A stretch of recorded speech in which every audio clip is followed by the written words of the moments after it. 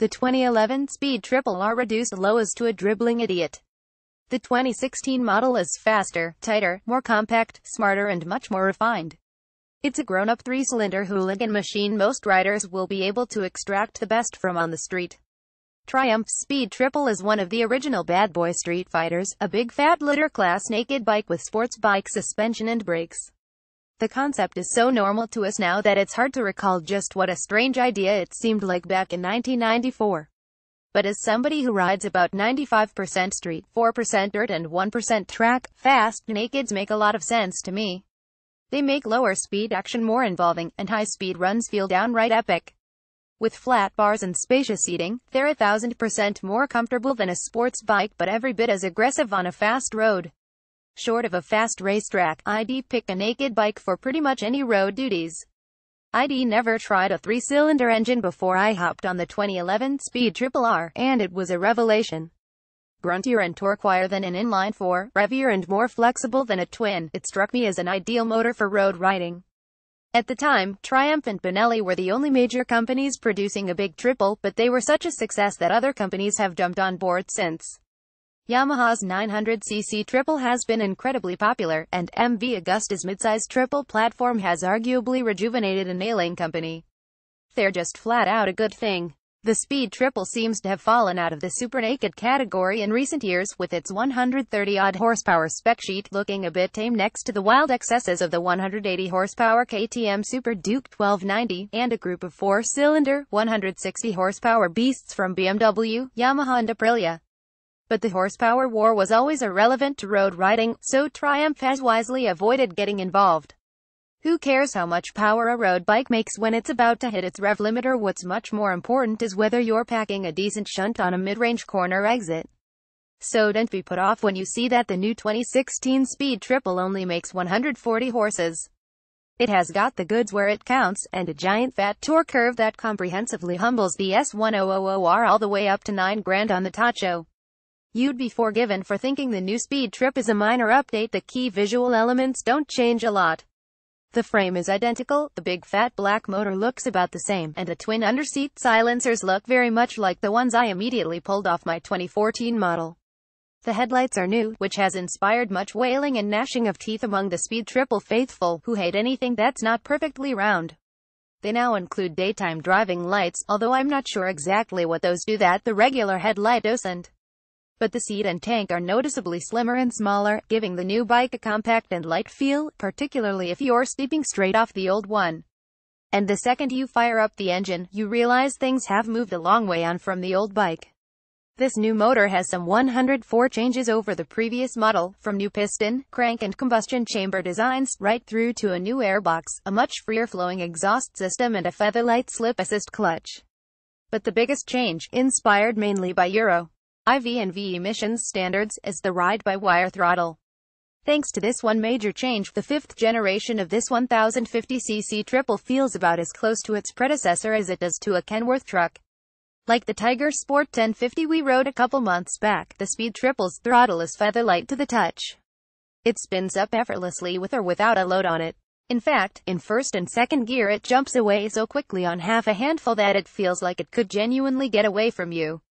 I've never felt like the 2011 model needed traction control, but this 2016 bike, woo. Part of it is the way the throttle is mapped. The old bike required a long turn of the wrist to fully open the throttle, but the new one has a few different options, again thanks to that fly-by-wire throttle. Road mode is a decent improvement on the old throttle mapping, with an incredibly soft and gentle take-up from a closed throttle, and a very progressive map. You still get access to full power, you just need to turn the throttle a fair way like the old bike. Track mode, on the other hand, is a virtual quarter-turn throttle with immediate results, and yet, very little throttle snatch again. There's other modes too, rain, sport and a programmable rider mode, and they affect not only the throttle map but also differing levels of ABS and traction control intervention. I'm not gonna lie, traction control and ABS tend to get switched off the minute I start a bike up, because it's rare that I ride a motorcycle between 2 points without wanting to wheelie or stop it, and these safety systems just poop the party. And here's where Triumph's masterstroke comes in. The British get it. The kinds of riders that love these naked brutes don't want their hands held by some superfluous safety system if it's going to stop them from having fun. So in track mode, traction control will intervene to stop a wheel spin, but let you wheelie to your heart's content. And abs will likewise let you roll a stoppie as long as you want, but will kick in and save your bacon if you lose traction and start to slide a wheel. It's magnificent. You can leave it in rain, sport or road mode if you want it to keep both wheels on the ground. And you can program your personalized rider mode to turn the whole shebang off if you want to drift or back the bike in unassisted. The bike can do this magic thanks to the inclusion of an inertial control unit, which knows what lean angle and pitch the bike's at, and can make sophisticated decisions like this. It's also the sort of thing that could be used to implement a cornering ab system, but this Nissan ab system doesn't have that functionality yet. Another thing the bike doesn't have, which I feel it should, is cruise control, something that popped up on the Tiger Sport 1050 as standard. Leaving it off the speed trip seems sad at this price point, and it's not even a catalog option. Pity. This is the kind of bike that's built to inject a lot of fun into a daily commute, but like most bikes it comes alive on a twisty road where you can belt the throttle to the stop and throw it around. And when you're getting on the gas at a decent lean angle as you come through a corner, you really do appreciate the creamy smooth way the fuel injection comes in. The 2016 model is only 2 kilograms lighter wet than my 2014 model, and even that's mainly because it holds 2 liters less fuel. Yet it feels much lighter and more compact somehow. Presumably the 20mm narrower seat and waist have a lot to do with that. The suspension on this S model, I'm less of a fan of. Some weird decisions seem to have been made here, chiefly that the bike feels like its weight is biased too far toward the back, making the front end feel vague and tend toward understeer, and that the stock settings on the shock lead to a bouncy, loungy ride if you take it through some bumpy corners. The Showa forks and shock are adjustable for preload, rebound and compression damping. Mind you, there's nothing in the underseat toolkit to help you get onto the preload adjusters at either end, and like the previous model, adjusting the rear preload means you need to either pull the exhaust off or bludgeon the collars with a hammer and drift. I ended up maxing out the rebound damping on the shock to keep it from bouncing me out of the seat, then pulling out 4 half turns of compression damping to help it deal with harsh bumps without transferring them directly to my spine. That sorted the rear out, but over 4 or 5 decent rides IDNT come up with a clicker combination that would give me the kind of scalpelic steering I know this bike is capable of from the front end. IDNT want to go messing with things too much by dropping the forks 10mm or so through the triple clamps, but that's what I'd try next if it was my own bike. Perhaps we can blame worn tires here, or the fact that I'm a fair bit heavier than the average rider, but I put a skinnier buddy on to make sure I wasn't imagining things, and he had similar issues. Also, to be fair, these limitations really only showed themselves at a pretty feisty pace over bumpy corners. On a smooth road, the stock settings made for a pleasant and fast ride. And of course, this is the S version. There's an R version for a few grand extra that puts Solon suspension at either end, and I've got no doubt that changes the game substantially.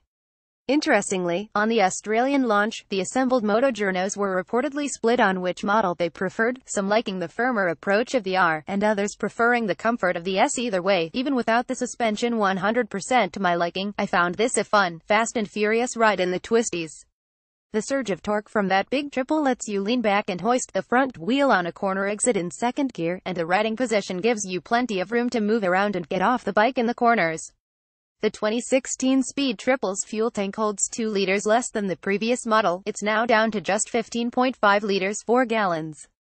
But the new motor is so much more efficient on the highway that I found myself seeing range figures up to 350 kilometers 220 miles. On the flip side, mooching around town or going crazy out in the twisties, economy takes a huge hit.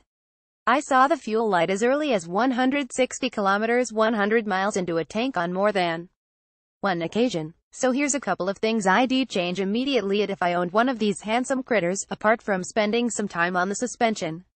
Firstly, I'd lose the big twin exhausts.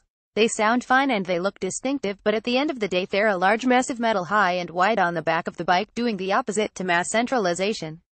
They're 600 grams lighter than last year's bike, but I'd be fitting the smallest, lightest, low exhaust I could find, perhaps the Aero Low Boy out of the accessory catalog, to keep the weight light and low and help the bike change directions even quicker. Secondly, the bar end mirrors would go. They work well as mirrors, but if you split lanes through traffic like you should be able to in every civilized country, you'll find they restrict your progress a lot more than regular mirrors. Luckily, Triumph has provided screw-in mounts for regular mirrors right there on the switch blocks. That's more or less it. I'd probably try to find a way to get rid of the small fly screen as well, which looks good and less like a silly pirate hat than the old model, but still funnels wind and bugs up my nose when I'm riding open face. But hey, I'm a screen hater from way back. Most normal people will actively enjoy this one. As big a difference as it going from my 2014 model to this 2016s, it's even more jarring coming back to my bike when I drop this red baby off. I'm struck by just how much bigger the old bike feels. How much more effort it seems to be making to spin up the motor. How heavy the clutch feels and how far I have to turn the heavy throttle to get it to party. The times, they keep on changing, folks. And it feels like the Speed Triple is starting to mature at the ripe old age of 22. In its new form it feels tighter, lighter, cleaner, smarter, more modern and a mile more refined than ever before.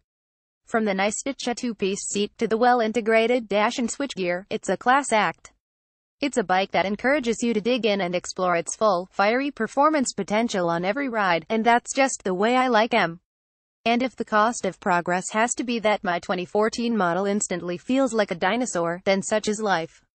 The Triumph Speed Triple S retails for $19,490 in Australia, $13,200 in America. The R model with carbon fiber bits and pieces, and Öhlins TTX suspension, goes for $22,290 in Australia, $14,900 in America. View Gallery 28 images.